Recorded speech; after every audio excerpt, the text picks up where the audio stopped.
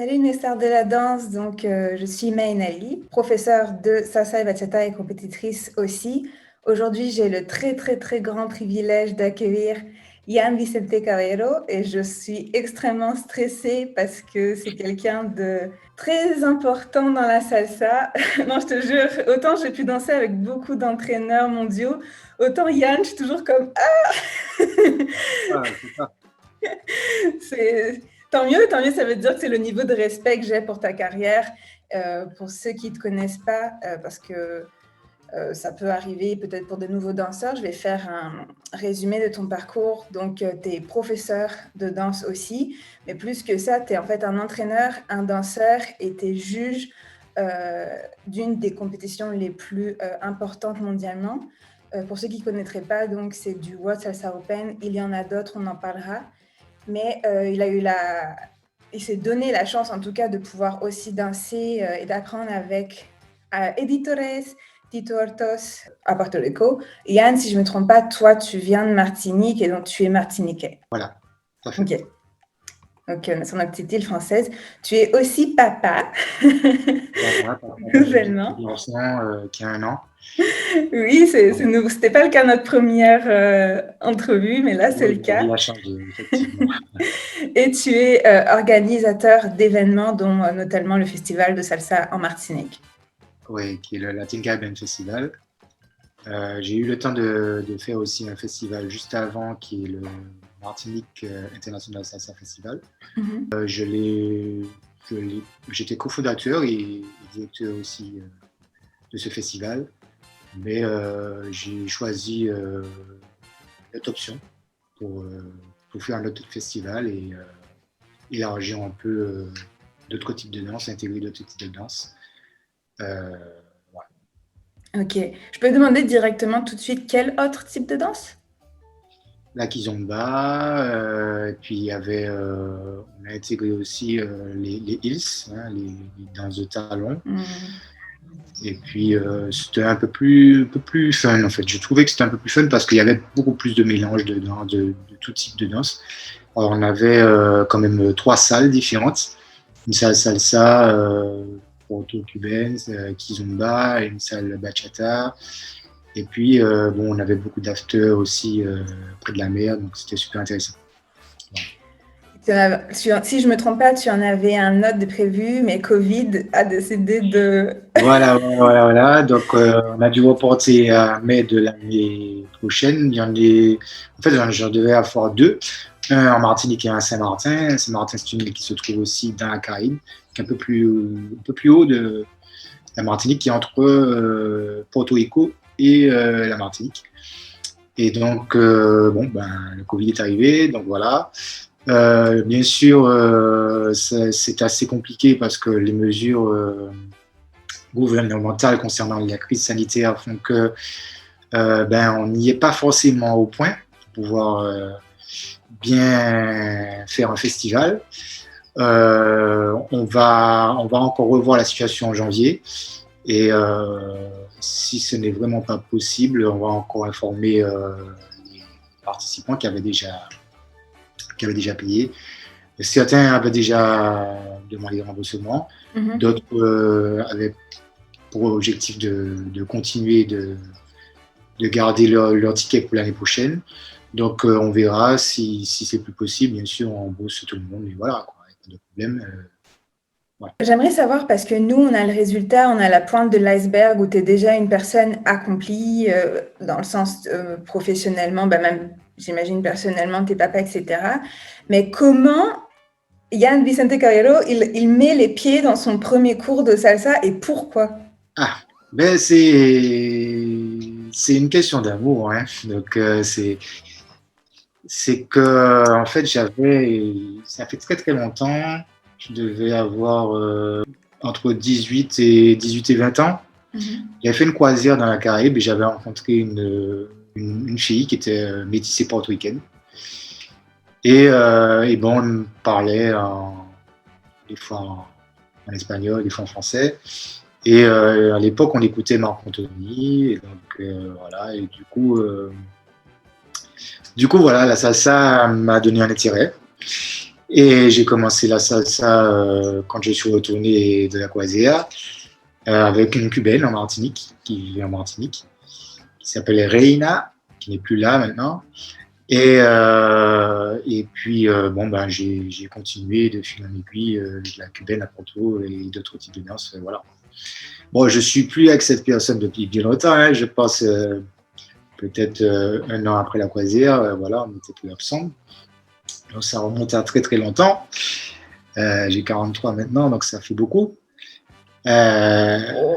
Donc, maintenant, c'est vrai que bon, ben, j'ai continué la salsa sans plus avoir de contact avec elle, pas parce que je m'étais fâché, mais parce qu'on s'est perdu de vue.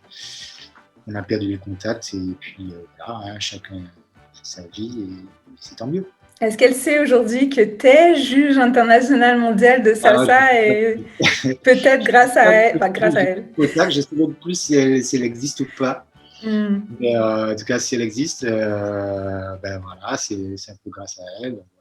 Oh. C'est fou la vie, parfois c'est des rencontres. Oui. Euh, donc là, c'est une fille qui t'a plu, mais aujourd'hui, après toutes ces années, qu'est-ce qui te plaît toujours dans la salsa? Dans la salsa, je suis arrivé à un stade où c'est l'ambiance. C'est vraiment l'ambiance, quoi. Peu importe que la personne sache bien danser ou pas bien danser, qu'elle s'amuse. C'est important, voilà, parce que je crois que les gens, ils ont besoin d'être bien, de se sentir bien à l'aise dans leur corps et dans leur esprit. Et comme ça, ils donnent ce qu'ils ont. Il y a un échange beaucoup plus important quand la personne se sent bien comme elle est, quoi. Mm-hmm. Plutôt que quand elle a peur ou elle fait des trucs, voilà, voilà quoi. Je trouve qu'on délire mieux quand on s'amuse plus. Voilà. Question fatidique, j'avais hâte que tu répondes à celle-là. Donc, je demande au juge, en plus, ça open, donc pour ceux qui ne connaissent pas, c'est toutes catégories confondues. Est-ce que tu es team salsa en one, salsa en tout, salsa caleña, salsa cabaret? On t'écoute. Alors, moi, je fais le 1 et le 2. Mais après, je suis ouvert à tout, quoi. Lequel est ton préféré personnellement? À voir ou à danser? Moi, c'est le 2. C'est le 2. Pourquoi? Ouais. Mais s'il y a de la cubaine, ouais, je m'amuse tout autant. Voilà. Ok. Est-ce que j'en ai pas vu de toi? Est-ce que tu fais salsa rueda de casino? Non, pas du tout. Ok. Mais, mais bon, j'aime beaucoup. J'aime beaucoup. Oui, c'est impressionnant à voir. Euh, Comment on passe de danseur social, comme un danseur tête lambda, à juge mondial? Eh ben, c'est la passion. C'est la passion et c'est d'aller jusqu'au bout de ce qu'on fait, de ce qu'on a envie de faire aussi. Voilà, quand j'ai commencé à danser, je me suis intéressé vraiment à tout, la musique. Je jouais même au conga, au timbal, au bongos. Donc, je m'imprégnais des instruments pour pouvoir savoir comment on dansait cette danse. Bien sûr, avec Tito Rotos, on a appris l'histoire de la salsa, donc sur un petit peu aussi avant, j'ai eu le temps d'avoir avec une cubaine les dieux cubains qui initiaient les mouvements. Wow.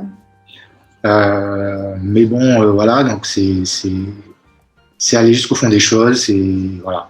À l'époque, ça va paraître fou, mais bon, beaucoup de gens ne le font pas de nos jours. Mais quand je prenais des cours, j'avais un petit cahier et je mettais les figures, je mettais les pas, j'écrivais. Et j'avais une copine à l'époque aussi, on faisait la salsa.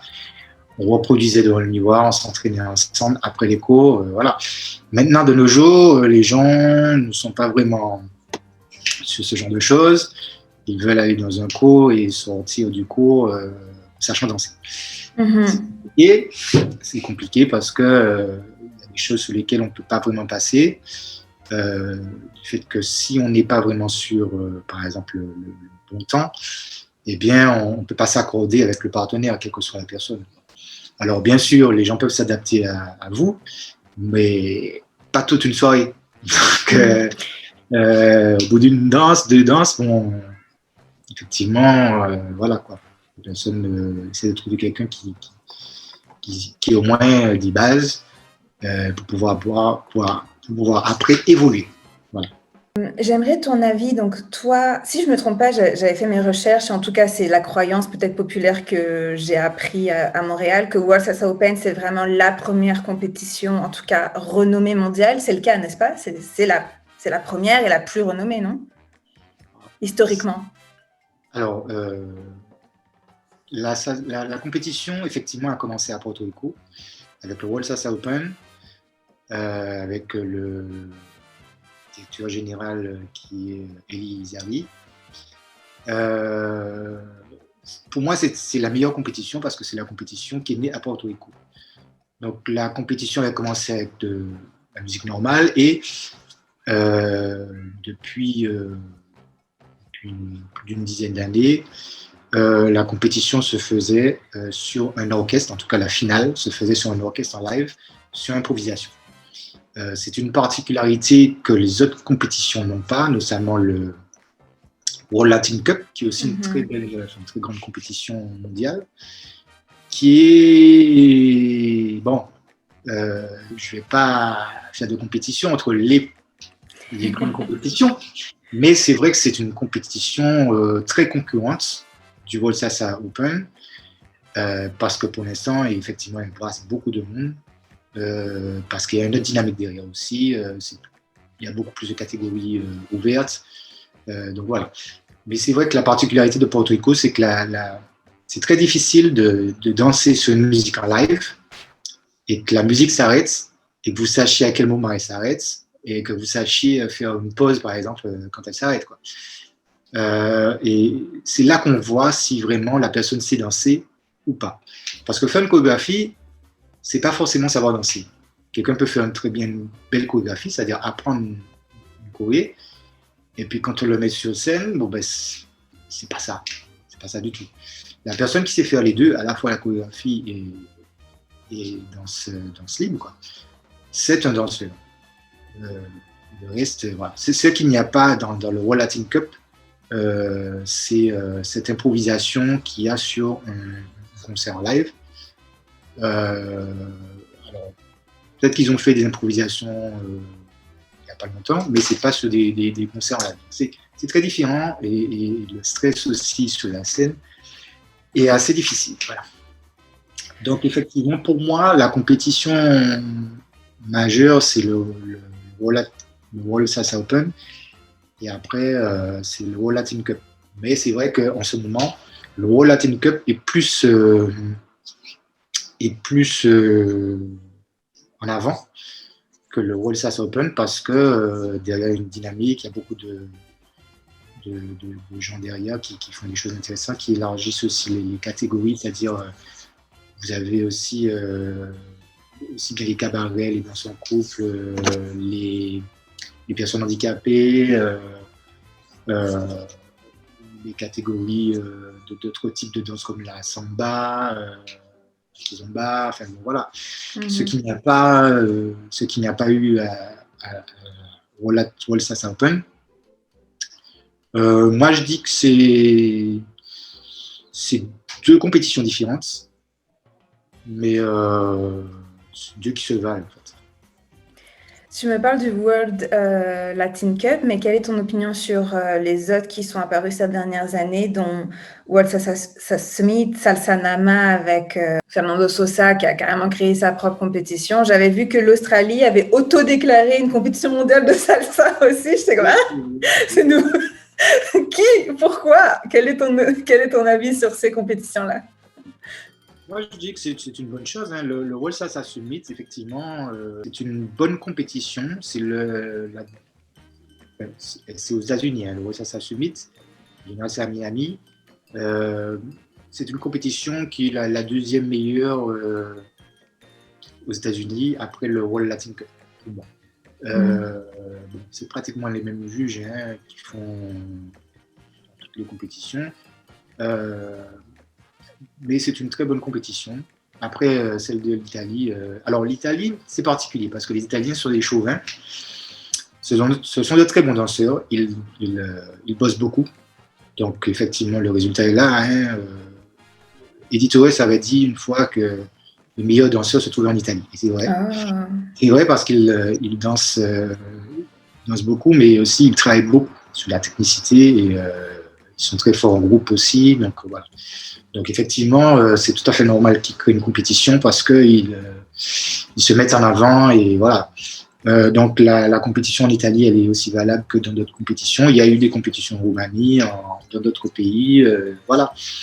Depuis qu'il y ait des juges, tu dirais, de haut niveau, la compétition est tout à fait valable et voilà. Ok. En tout cas, c'est très respectueux. Il y a beaucoup de respect dans ta réponse, ce que j'apprécie beaucoup. En tant que juge du World Salsa Open, tu aurais pu dire tout le reste. Mais non, pas du Non, tout.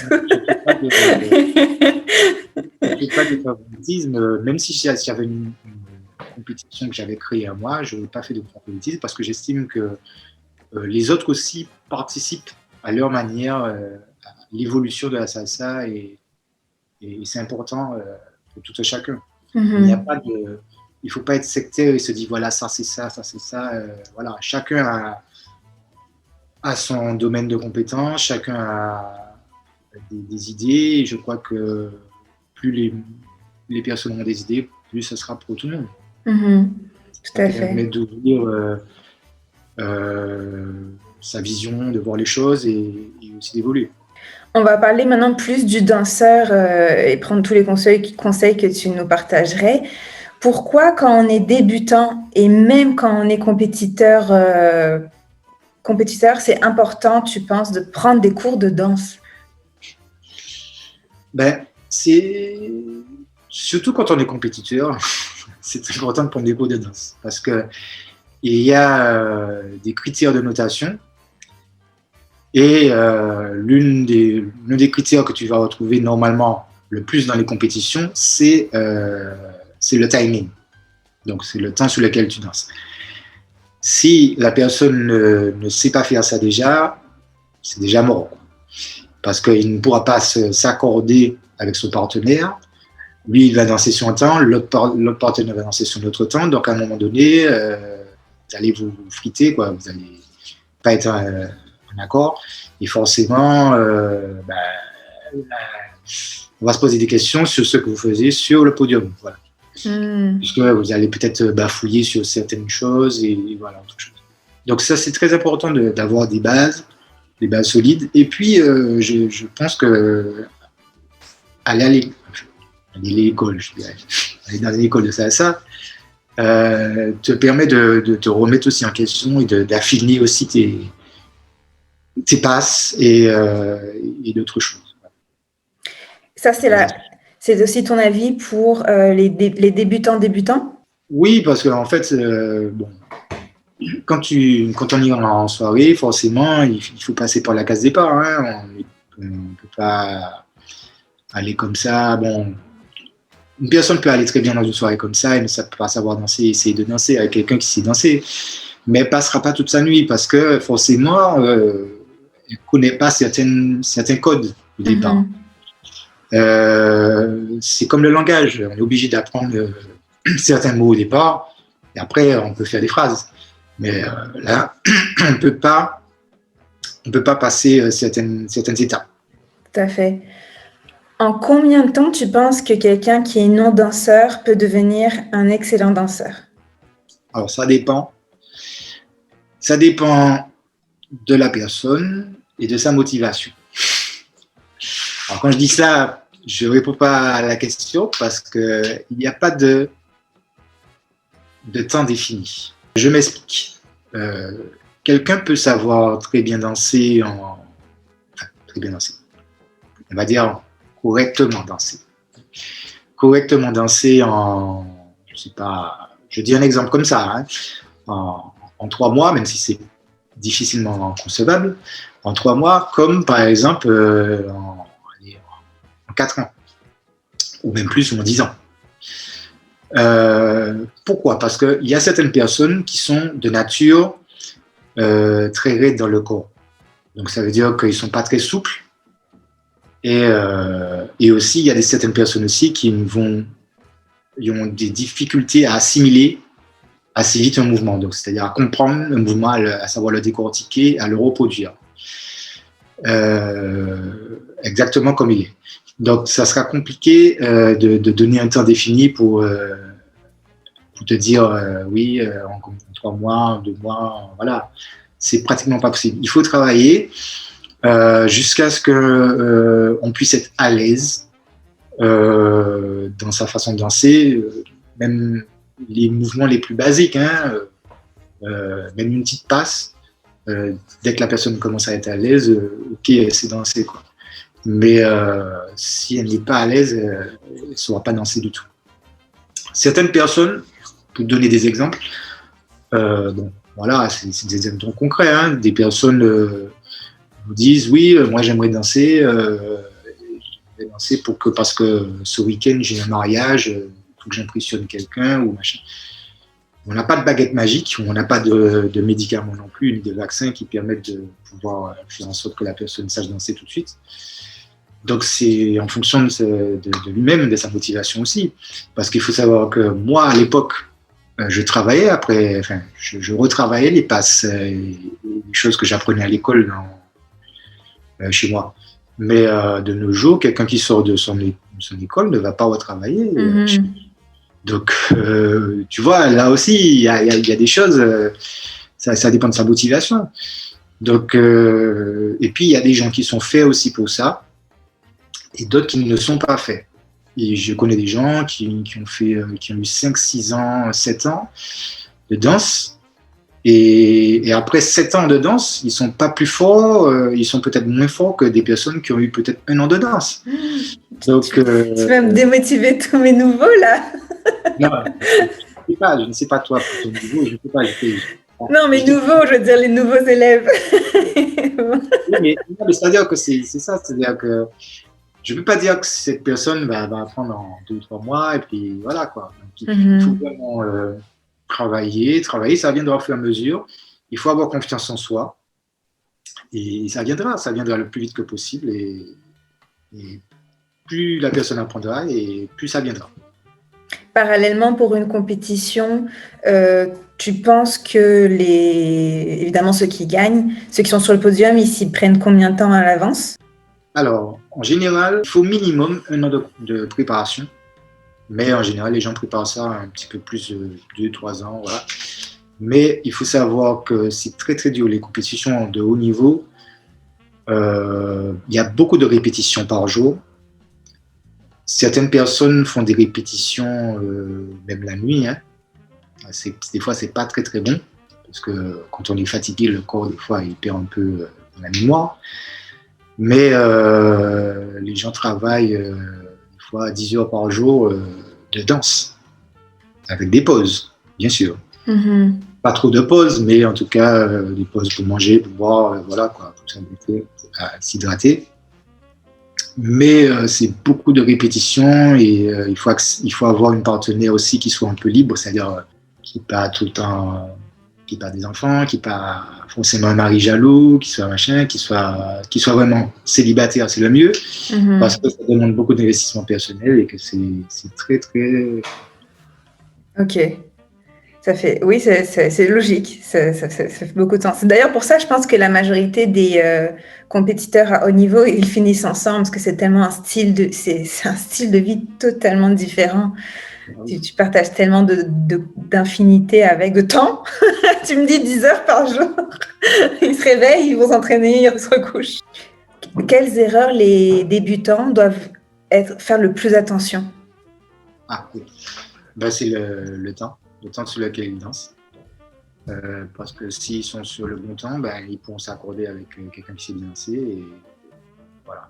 Le reste suivra, c'est-à-dire si la personne danse avec un bon danseur, la personne saura le guider, le diriger. Donc même si elle ne connaît pas les passes, pourra les faire parce que le danseur doit donner l'indication pour aller là où elle doit aller. Pareil pour les compétitions, c'est le timing, l'erreur la plus récurrente. Voilà, le timing. Et puis après, il y a d'autres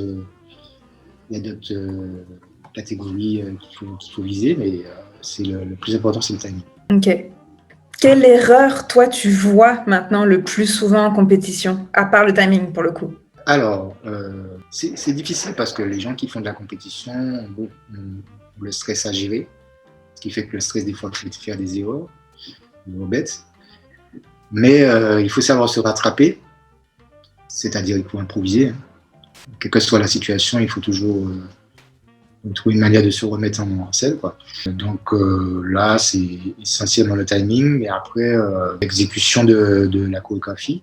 Et puis, le must, c'est quand il y a une bonne interaction entre la danse que l'on fait sur le podium et le public. Oh, ok. Faire dégager des émotions va plus toucher le jury que, bien sûr, avec le tout, hein, tout, mais faire dégager des émotions va plus toucher le public que quand il n'y a pas trop. Quand c'est très technique et que c'est zéro faute, c'est super, mais en général, c'est très difficile. Et puis après, les gens veulent trouver un truc en plus. Donc le truc en plus, c'est l'émotion que l'on va dégager, et c'est très important. Ok. Que ce soit là-dedans, d'ailleurs, je pense. Salut les stars de la danse, donc c'était tout pour notre première partie avec notre invité Yann Vicente Caballero. On se voit tout de suite, ou en tout cas très bientôt, pour la seconde partie, toujours sur la chaîne YouTube. N'hésitez pas à mettre un like, à commenter le type de danseur ou d'athlète ou de professeur que vous aimeriez que j'interviewe. Et en attendant, je vous dis à très vite dans la partie 2.